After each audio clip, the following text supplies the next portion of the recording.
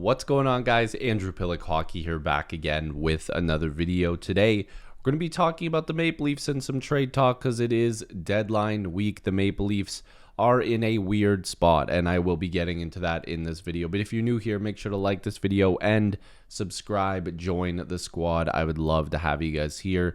We're talking about the Maple Leafs, and sometimes this channel I take little breaks. I do apologize, but I want to talk more and more this week. I want to post a video every single day this week because we're in the thick of it right now, man. The Maple Leafs have to do something, and I want to start with some news that came out today. So 4 days ahead of the NHL trade deadline, the Maple Leafs have made an addition, and it's an internal addition because Jarnkrok is activated off injured reserve starting today, and that is going to be his debut, his season debut. He missed 60 games to start the year. He had groin surgery, he had sports hernia surgery, and he's going to be on the fourth line, and that takes Ryan Reeves out, which is great. So no offense to him, but obviously Jarnkrok is the better player. He played in 52 games last year. He had 21 points, 10 goals, and 11 assists. And he's in the third year of his 4-year, $8.4 million contract extension. Let me tell you something. I'm a big fan of Jarnkrok. I think he's a great hockey player. But this move right here is going to mean two things. One, it's going to mean the Leafs are auditioning him. He's going to be out there playing the next few games, or maybe, I guess there's only a couple games left until the deadline, maybe just tonight. I can't remember. I haven't checked the full schedule, but the Maple Leafs might be telling teams he's healthy now, he's a great hockey player.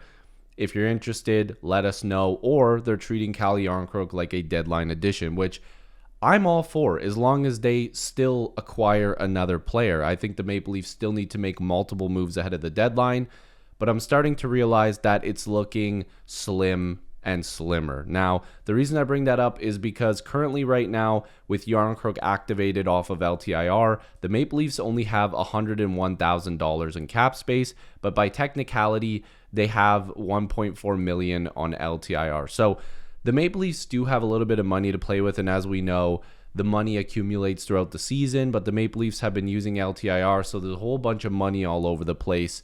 I'm going to make it very simple for everybody. The Maple Leafs have to shed money in order to make a trade and in order to make a move. The Maple Leafs have to do it. They don't have a choice.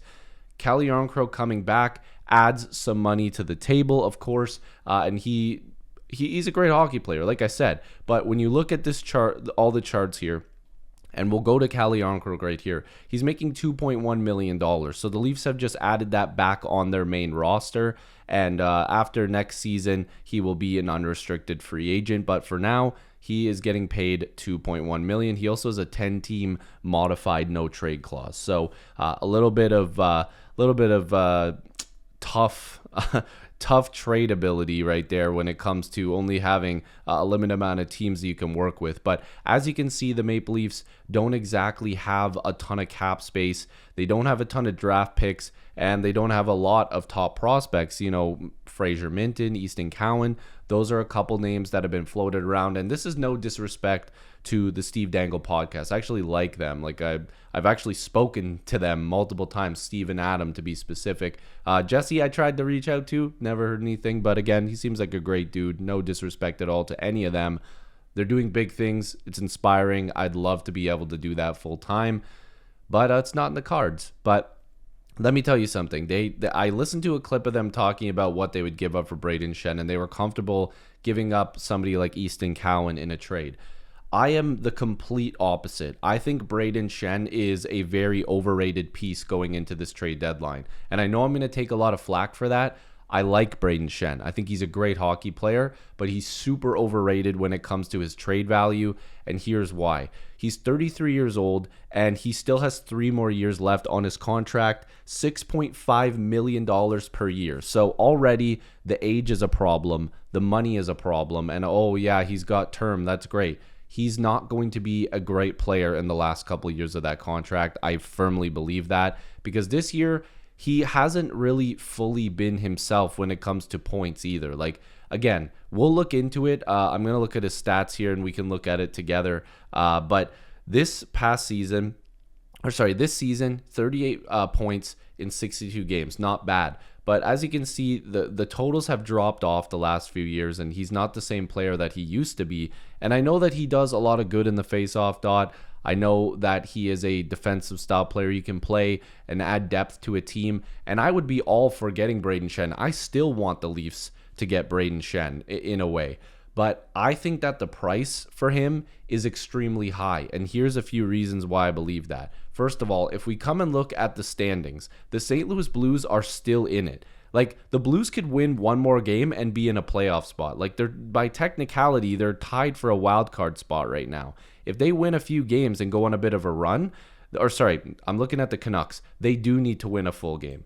They to bounce over the Calgary Flames and the Canucks. My apologies. But the St. Louis Blues are still firmly in the thick of it in the wild card race.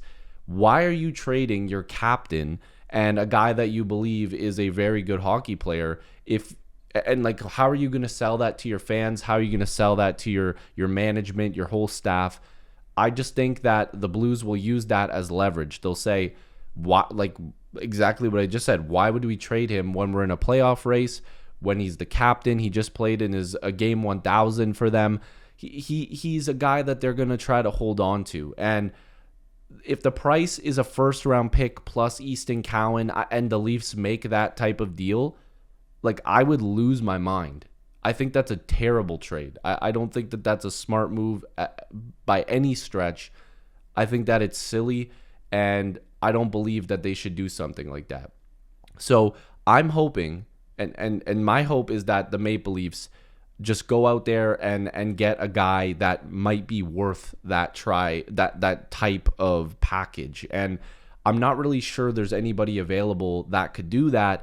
And the reason why I'm saying that is because the Maple Leafs don't have cap space. And how are you going to get teams to eat money when you're going to have to give up more draft capital in order for them to eat that money? If you're giving up Easton Cowan, a first round pick, and something else in order to get a player, you have to attach a Max Domi contract. And I hate to say that because I do like Max.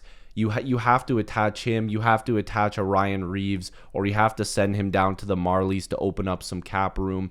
You have to get creative with it. Maybe even a David Kampf, even though I still believe that he's valuable on the fourth line.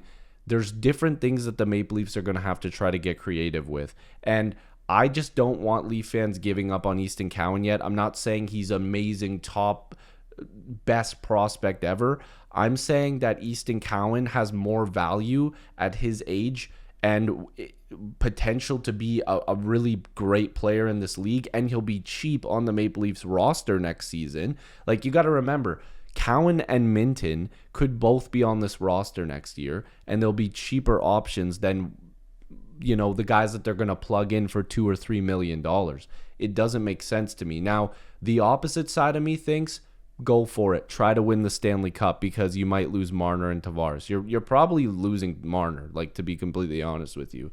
But I want them to still go all in. The problem is they don't have the assets, they don't have the cap space, and if they are giving up their best assets, it better come at a price where the player coming back is a legitimate star that can win you hockey games. And I'm not so sure that the Leafs are going to find that between now and Friday. So I want to know your guys' thoughts. I'm not trying to be a Debbie Downer. I'm not trying to be negative. I just don't believe the Leafs are in a good enough spot to make that type of move. So leave your comments down below. Let me know what you guys think. If you're new here, make sure to like and subscribe. Join the squad. I'd love to have you guys here. And hopefully I'll see you in the next video or stream. Peace.